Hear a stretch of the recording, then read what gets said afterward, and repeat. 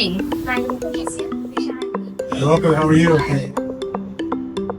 Thank you so much for being here. We're really excited to have you. Raise your hand if you have an idea what an entrepreneur is. Someone who comes up with a new idea to solve a problem. This is the... Yeah, this is the patient.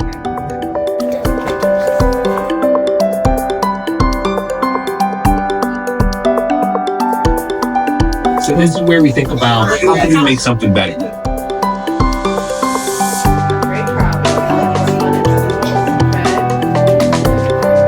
Anything you like about an idea, go ahead and put one of those dots on that sticky note. A business statement is a sentence that helps people understand the problem that you are solving. We're going to write what we call a elevator pitch. It's like you roll it around and reducing the weight on your back.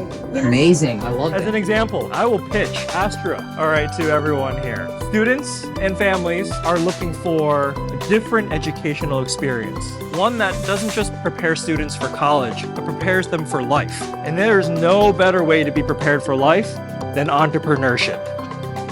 What did you experience today? I learned how to be an entrepreneur and what steps to take to have your own business.